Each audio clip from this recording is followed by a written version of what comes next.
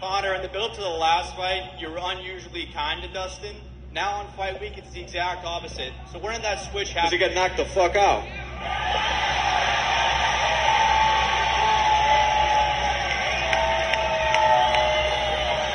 Not McGregor fast, McGregor sleep.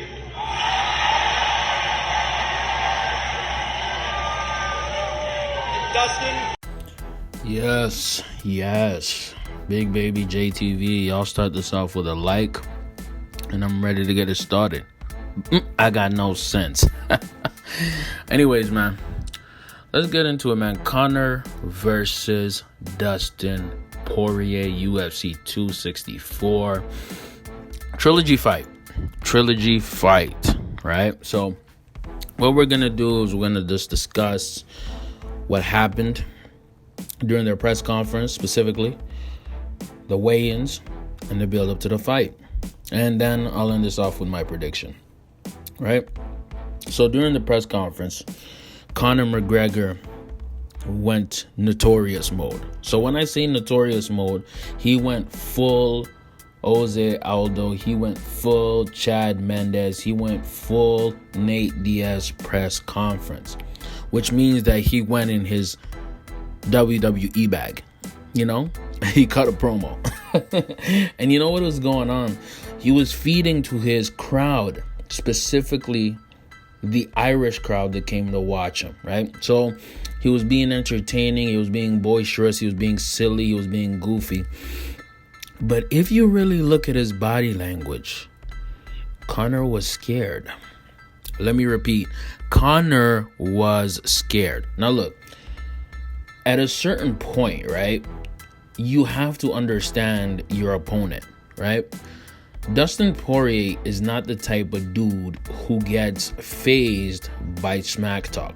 It doesn't get into his head because he's not that type of guy. He's one of these guys that just goes in to fight. Let me give you a quick example. Before Dustin Poirier fought Justin Gaethje, which I believe that was his toughest fight, he beat Justin Gaethje convincingly, actually, especially in the last few rounds, right? So what it was is in the press conference with Gaethje, it was calm, it was chill. In the press conference with some of his other competitors, chill and a chill vibe. Dustin Poirier is ready for the BS. Because you know why? Because the very first fight he had with Conor in, I believe, 2016, right? Or 2015, he fell into that trap, right? Now, keep in mind, Dustin is 32 now, right? He's had, 5 of his last 6 fights, he's won them by pretty much knockout, won by decision, right? Including beating Conor a first time. So at the end of the day, Conor's antics are more so for himself. They're not necessarily for Dustin. They're not there to intimidate Dustin. They're to get Conor himself into a zone, into a spirit of war, right? But there was another time where Conor did this, and that was his fight against Khabib in 2018, I believe, right? And in that one, Conor threw a chair, into the train of Khabib and his teammates, right? So what does this mean?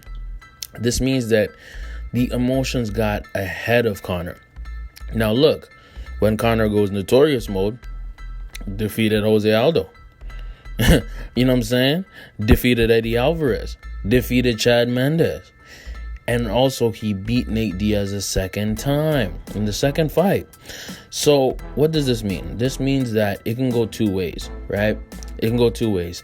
This trash talk, this demeanor, this fiery attitude that he didn't have earlier in the year could work out for him, possible.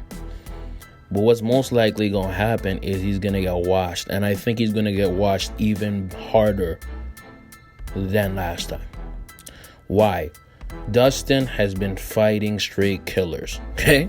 Dustin has been fighting straight killers ever since he fought Conor. You feel me? Dustin Poirier fought Dan Hooker. Do you think that Conor could beat Dan Hooker right now? No. Dustin fought Max Holloway, beat him. Do you think Conor could beat Max Holloway? No, not right now.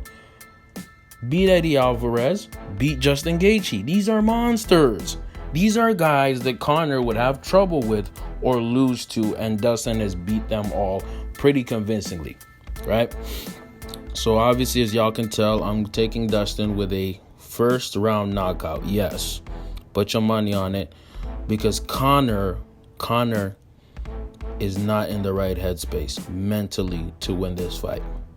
Let me know what y'all think in the comments below. Big Baby JTV. We out.